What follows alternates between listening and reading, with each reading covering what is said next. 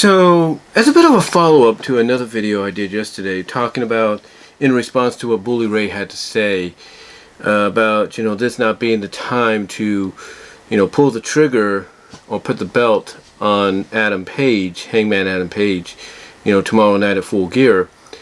I talked about, through various examples, of how, basically, if they don't do, exactly what Bully Ray feels they shouldn't do, that, even though fans will love the pay-per-view, most of it, they will not like the outcome of the main event. They will basically shit, excuse my language, Lord, shit on the entire main event.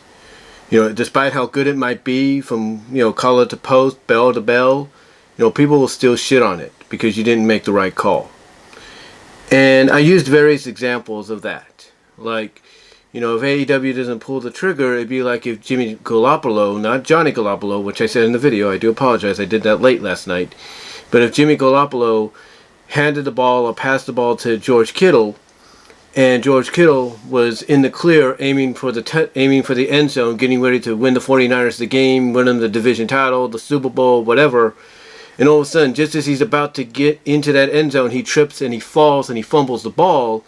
And it basically, in the end, cost the Niners the game, cost them the Super Bowl, cost them the division title. There are a lot of fans that for a time will not let George Kittle or even Jimmy Garoppolo or even Kyle Shanahan, they will not let them forget, that moment. They will basically be on them from collar to post, almost, I wouldn't say daily, but almost on a consistent basis, by reminding them how they goofed up, how they effed up, and all that, and basically screwing over their own team, by having that moment happen, by making that call, and the same with Aaron Rodgers, with whoever his receiver is on the Packers, or whoever, let's say Patrick Mahomes' top guy to go to on the Chiefs is, they wouldn't let any of them or the coaches, live it down if they, ended up costing their team an opportunity at a Super Bowl, division title, whatever. Because they decided to go with this one decision, this one play, that when fans would look back on it, they'd be like, that was a stupid move. They should have gone this way. They should have gone with this route or this play or whatever. And, by example, that's kind of how AEW, that's kind of the direction and the aftermath that AEW and Tony Kahn will fall into, or go down, I should say, go down, if they don't pull the trigger tomorrow night. Because fans, like I said, they might like most of the pay-per-view. They might, consider the match, a good match between Omega and Page. But if they don't pull the trigger, screw how good the match could be. They'll crap on it. They'll shit on it. Period. And, that's basically why a lot of people disagree fans and those in and out of the business, Hall of Famers and all that, disagree with Bully Ray's analogy of, this isn't the time to, put Adam Page over, stick with Omega. No, this is the time to put Adam Page over. And another example I gave is when a show or a franchise is white hot, and hey, it's, at such a white hot pace that the next, logical step is a theatrical movie, then you go with it. Despite whatever box office, return you'll get, you take that risk. You take that opportunity to take that risk and put your show, put your franchise on the big screen and see how fans will react to it, whether or not you get a decent return or you don't. And good examples that I talked about that have done this, My Little Pony Friendship is Magic, they got a decent return. Mighty Morphin Power Rangers back in '95, not so much of a decent return, but still it was, a risk they took because it was a, big... Well, I think they did have a decent return because they did a sequel 2 years later that was more in line with what you saw on the show. But anyway, Power Rangers, if you will, had a decent return, I guess, in '95. And, then you look at Transformers in '86, yeah, not much of a good, decent return, but still it was an investment and a risk they wanted to take because they saw that, not just, cartoon-wise, but toy-wise, Transformers was becoming white hot.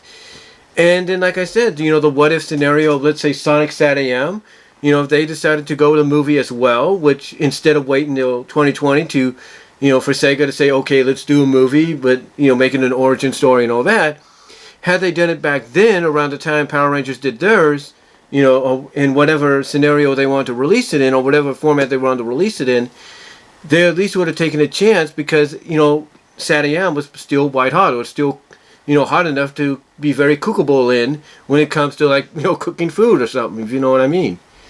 So those are just examples of the fact that, those are just examples, I should say, of the fact that you need to strike, as the old saying goes, when the iron is hot. You need to strike while you have that lightning contained securely in that bottle. You need to secure it. You need to make sure that that lightning, when you finally let it loose, you finally let it strike down onto the ground, it strikes when the moment is right. And the moment for Adam Page to be world champion is now. And that's when the lightning bolt needs to be let loose and struck down during that match by crowning him as the champion. Another example I thought about after I did that video, and which is why I'm doing this follow-up, is relationships. Relationships in all kinds of media. There's a lot of, fictional relationships that fans like to see become reality. My Little Pony Friendship is Magic, Spike and Rarity, Sparity. Fans love those two being together. They love their interaction together. And they would love nothing more than for Hasbro to finally come out and say, yes, they're an item. Instead of, implying or alluding to the fact that they are, and leaving it up to the fans. They would love some kind of official coronation of that, not some semi-official coronation, if you catch my drift. But still, they would like something because, it's a very popular white-hot relationship, connection between the two, or shipping, if you will, that fans want to see Hasbro truly get behind. And obviously they were, towards the end of the series, but you get what I'm saying, right? They wanted something more official than just semi-official and all that with like Best Gift Ever and Drag and Dropped and all that. Another good example, Sonic the Hedgehog, the Sonic the Hedgehog franchises. Depending on which side of the fence you're on, there are fans that would love Sega to come out and say Sonic and Amy are officially together. There are fans that would love Sega on all ends, if you will, on all sides of the world to come out and say Sonic and Sally are officially together. No doubt about it. People would even love to see, hear the phrase of Knuckles and Rouge. People would love to hear the phrase of Shadow and Rouge. They would love that. Because to them, these are relationships that are white hot still, that, you have, basically you are at a point where you have to do something with them. You have to put them together as an item. When Sonic and Sally, back during the Sonic Saiyam days and the Archie comic days, the reason they always got together is because fans got behind it. Just like the fans, as crazy as the comparison it sounds, are getting behind Adam Page with the cowboy shit stuff and giving him these massive reactions. The same thing with Sonic and Sally. Fans always got behind them because they wanted to see that relationship become a reality, and they would always get excited anytime there were hints and teases here and there until finally either Ken Penders, Mike Gallagher, Carl Bollers, or Ian Flynn finally pulled the trigger. And when they did, people were excited. People were happy. They couldn't stand it. I mean, the ending of Doomsday Project, well, not officially the ending because of the cliffhanger, but that moment, that ending when they kissed at the end of Doomsday Project, when Sally basically convinced Sonic to let her go with him because he meant more to her than just as a friend. That was basically right then and there.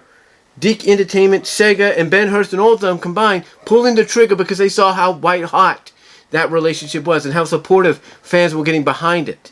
And how obvious it would, and how obvious it would be, and how obvious it was to anybody viewing. Because if they didn't, then what was the point of even teasing these two as an item to begin with? Same with Spider-Man and Mary Jane. No matter what incarnation of Spider-Man there is, people always want to see those two get together. And when they do, it's excitable because that relationship's a white-hot relationship. Basically, when you start noticing the momentum and the support it gets, by the fan base, you need to start considering, you need to start considering that the time is now to pull the trigger. And that's what they need to do. And that's what they need to do in these kind of scenarios. When they know the fan base getting behind these relationships, they need to pull the trigger. The IDW Sonic comic with Tangle and Whisper, there's so much indication of LGBTQ lesbianness, and I say that with all due respect, no offense, but LGBTQ lesbianness between the two, that it would be foolish if Ian Flynn not to basically say, okay, I'm going to pull the damn trigger. Because he should. Him, Aaliyah, Ivan, pull the trigger, because right now that relationship is white hot in the eyes of fans. Fans are behind it. And you need to pull the trigger very soon. And when you do, that reaction will be massively huge. you'll be getting almost the internet. I wouldn't say literally, but figuratively, you can almost have the internet be shutting down. And the same, like I said, stranger comparison as it is, the same goes with AEW and Adam Page. Right now, Adam Page is white hot as we speak. The hottest any male superstar, male wrestler on your roster is. And now, because of that, and since you have him in this scenario, and the way Dynamite went off the air 2 nights ago, you have no other choice but to basically pull the trigger, make him the champion, and move forward. That's what you need to do. You want to give Omega a rematch to close it up, even if he loses? Fine. But this is the time. Don't hesitate. Because the more you hesitate, no matter what situation you're involved in, no matter what business you're involved in, no matter what media you're involved in, the more you hesitate on something that's white hot and massively supported by the fans, the more you hesitate, the more that support starts to go away, and more that white hotness starts to cool and cool and cool until it's almost ice cold. And you can't do that. You cannot do that. I mean, I don't know if you'll watch this, but Thunder Rosa. Everybody wants Thunder Rosa to be the one to dethrone Britt Baker. Her reactions every time she comes out to the ring are massive. As far as the female athletes, wrestlers on the AEW roster, she, along with Britt, are the white hottest, female competitors you have. And it would make more sense to the fans watching to put Thunder Rosa against Britt tomorrow night than Ty Conte. But Thunder Rosa right now is in the TBS tournament. And because of the way she is, fans want to see her at least win that. Because she's such a white hot, like Adam Page, she's white hot in the female division, in the women's division of your company. And if you don't pull the trigger on her winning the TBS tournament, then you have to basically follow that up, make good on that. You have to basically make good upon, not crowning her the first TBS champion. You have to make good by basically going and building towards Battle of the Belts, or building towards, Revolution next year with her taking the belt off Britt, because she is getting, if not is already at, that level of white hotness for the women's division along with Britt. And it only makes sense. So you either crown her the first TBS champion, or you give her the women's title at Battle of the Belts or Revolution, because she's on this momentum of white hotness and support from the fans. Just like Britt is. And it makes sense from a storyline perspective. And when you think about it, fans would, what fans are saying about Adam Page now pulling the trigger, they would say the same about Thunder Rosa. If she wasn't in the tournament and Thunder Rosa was the one facing Britt instead of Ty tomorrow night, they would say pull the trigger on Thunder. They would. They would. There's no doubt. But again, these are just other examples that I'm bringing up, not just within wrestling, but outside of it as well. That when something is white hot, like from a fictional relationship standpoint, it's white hot. You need to pull the trigger. You need to do it. And when it comes to wrestling, same thing.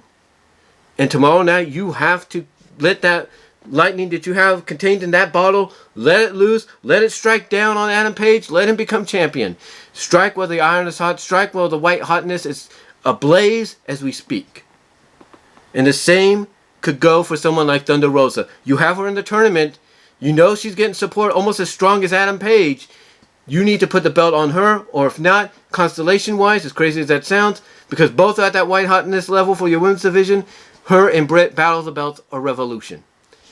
And you give her the belt during one of those events. Basically the truth is you got to pull the trigger on the individual or outside of wrestling, like I just mentioned, the fictional relationships that are white hot and strongly supported by the fans.